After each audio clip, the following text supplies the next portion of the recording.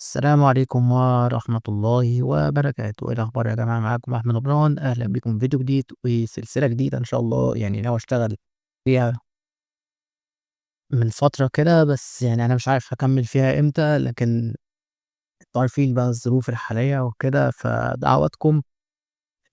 فكرة السلسلة وهي زي ما حضراتكم شايفين هتكلم عن لعيبة اتظلمت في أنمي أبطال الكرة. في شخصيات كتير جدا جهزتهم أو جهزناهم، يعني احنا بنجهزهم مع بعض، وهناخد النهارده 7 شخصيات. من غير إطالة طبعًا لا تجعلوا أنا ملهيكم عن الصلاة وأداء شعائركم الدينية، وخلّينا نبتدي. أول شخصية معانا وهي شو أو أوس. طبعًا شو أو أوس ظهر في الأنمي. هو ظهر مرتين، تمام. ظهر في أول حاجة في الفيلم الخاص بفريق زيرو، وظهر في الجزء الخاص بأبطال الكرة فرسان الزمن. ظهر في حلقتين كده، وهو اللي علّم فريق النسور إزاي يعملوا الاندماج التام بشكل أفضل. لو تفتكروا يعني، كان مش فاكر الاندماج التام والّا درع المحارب، حاجة منهم يعني. من يعني أنا باتكلم من الذاكرة وكده. طيب، أوس أو شوت ظلم في إيه؟ أولًا هو قوته كبيرة جدًا، وكان المفروض ينضم لفريق النسور لولا ما أعرفش الكاتب شاف إن قوته ممكن هتكون مُبالغ فيها لو انضم للفريق، عشان كده هو يعني رفض إنه ينضم لفريق النسور، واتحجج بإنه هيفضل في الجزيرة بتاعة كرة القدم عشان يحميها. يحميها من إيه؟ ما فيش حد فيها أصلًا ما تفهموش. هو ده كان السبب. والسبب التاني إنه بعد كده يعني الحتّة دي حرق لو ما اتفرجتش على جالاكسي أو حابب تتفرج عليه، يعني skip الحتّة ديّة. في جزء جالاكسي هم ما لعبوش أو ما انضمش للمنتخب الياباني، مع إن المفروض كان ينضم لقوته الكبيرة جدًا ديّة. عشان كده إحنا شايفين إن شو ظهوره كان قليل جدًا. كان المفروض يظهر، لو كان هيظهر كان هيعمل مستوى عالمي، خاصةً إن عنده محارب قوي جدًا. محارب الظلام ده يعتبر من أقوى المحاربين أساسًا في اللعبة، وتسديداته قوية جدًا. لو شُفنا في strikers هنلاقيها قوية جدًا. تسديدات الظلام والحاجات الخاصة بيه كلها قوية جدًا. نخش على الشخصية اللي بعد كده. الشخصية اللي بعد كده وهي رواد أو أو sorry كابيا. كابيا أو هرواد هو طبعًا لاعب قوي جدًا. ظهر في جزء الفرسان وفرسان الزمن، وأعتقد ظهر في المجرة بس ما لعبش يعني. المهم، هو يعتبر برضه مش فاكر ظهر في الفيلم والّا لأ بصراحة. يعني بس هو يعتبر تقريبًا أقوى مدافع موجود في الفريق الخاص بالنسور، خاصةً إن عنده مهارات فردية ورشيق وكمان قوي دفاعيًا، وعنده مهارة شبكة الصياد دي قوية جدًا. لكن اتظلم في حاجتين. أول حاجة، ما ضافلوش، ما أعرفش برغم قوته العالية دي، فإزاي لاعب بالقوة ديّة ما يبقاش عنده محارب؟ لأن أنتم عارفين إن في جزء الفرسان المحاربين هم اللي بيدلوا على قوة اللاعب. دي حاجة. الحاجة التانية في جزء فرسان الزمن اللي هو كرونستون. كان المفروض هو اللي يحصل على قوة اللاعب المدافع، لكن الكاتب حَب يحط حتّة دراما، فخلّى اللي ياخد اللي يحصل يعني على القوة ديّة هي أو هو اللاعب أمير. وهي دي كانت المفروض إن هي طاقة اسمها جاندو تقريبًا أو جاني، اللي هي قائدة الفرنسية. لو تفتكروا بتاعة كان عنده اللي هو بتاعة الراية دي، فارس الراية دي. رواد اتلكك إن هو تعبان وكده عشان أمير ياخد المكان بتاعه.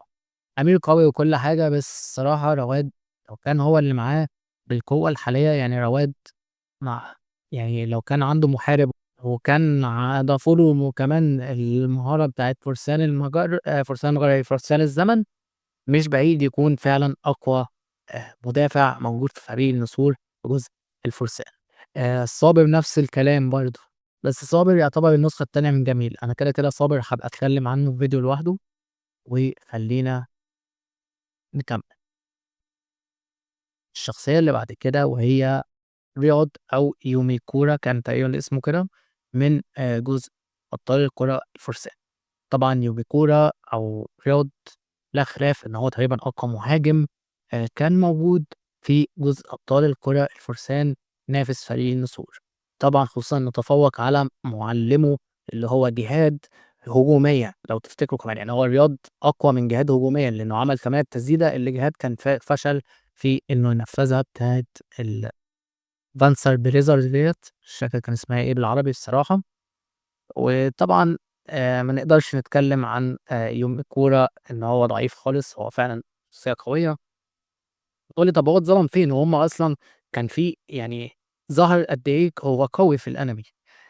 بُص يا ريس، لعيب بالقوة الهجومية الحالية بالنسبة لجزء فرسان المجرة، طبعًا الحتّة دي حرق برضه بالنسبة لفرسان المجرة، إن هو ما ينضمش فريق أو المنتخب النسور حرام، حرام يهدروا قوة زيّك الصراحة، خاصةً إن اللعيب قوي جدًا، وكمان لو عملوا له بقى الموضوع بتاع درع المحارب هيبقى أقوى وأقوى. نخش على الشخصية اللي بعد كده وهي أخضر، مش فاكر بصراحة اسمه بالياباني، المهم أخضر طبعًا من الشخصيات اللي اتظلمت جدًا، أعتقد ناس كتير متفقة على هذا الموضوع، خصوصًا إن هو بدأ بداية قوية جدًا قصاد فريق النسور، وتقريبًا أول فريق يعني دمّر فريق النسور، وبعد كده فريق النسور خد كتير أوي عشان يعرف يهزمه في النهاية، وكمان هو في الآخر برضه ما هزمش هزيمة ساحقة، يعني هو كان بيحاول وبتاع، وكان عنده تسديدة قوية جدًا. اتظلم فين بقى؟ اتظلم بعد كده لمّا انضم لفريق النسور، تحس إن هو خد nerf، بقى أضعف بشكل كبير، حتى التسديدة بتاعته القوية ما بقتش حاجة. لعب أبطال الكرة عاملين التسديدة دي يعني في الstrikers مستوى تاني مع إنها قوية جدًا. التسديدة المشتركة اللي كان بيعملها حتى في الفريق بتاعه ما بقاش بيعملها حتى مع منتخب النسور، مع إنه لو كان يعني علّمها لهم كان ممكن يعملوها يعني تفرق معاهم.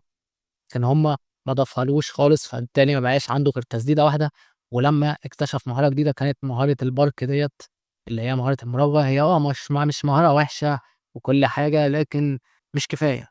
وكمان عشان يخلصوا منه الكاتب اضطر إن هو يخلّيه يبدِّل، تقريبًا بَدِّل ساعتها مع جهاد أعتقد حسب ما أنا فاكر، لمّا جهاد اتصاب ورجع أخضر طلع وهو خَد مكانه.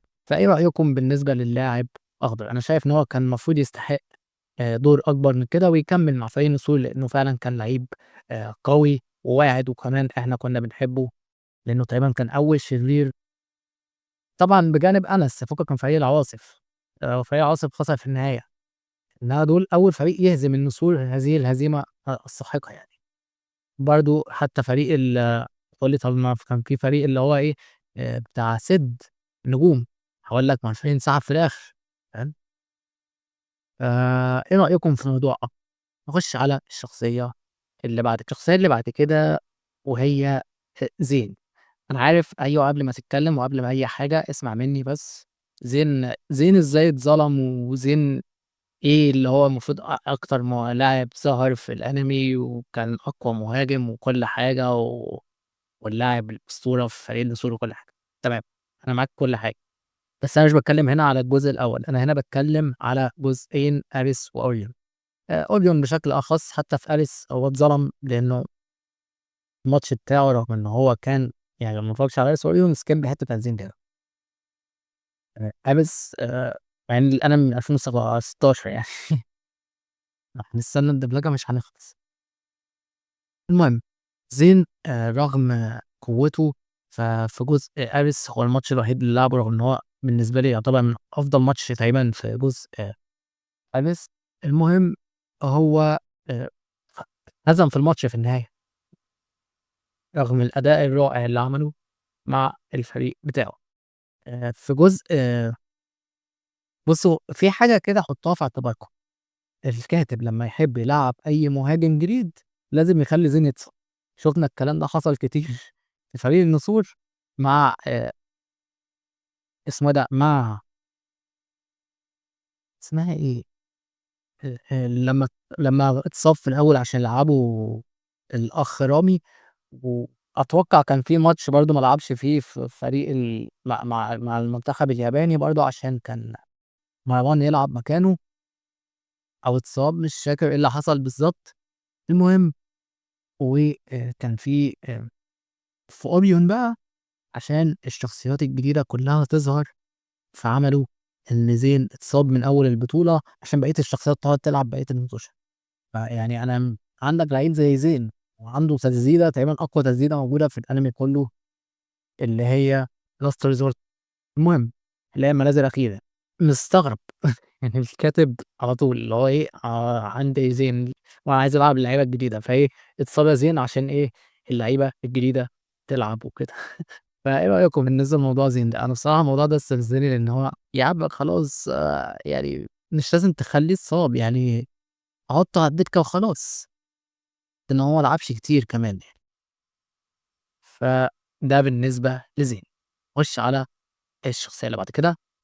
الشخصية اللي بعد كده اللي الناس أنا مستغرب هُم بيقولوا عليه أكتر شخصية مظلومة في الأنمي وهو مروان.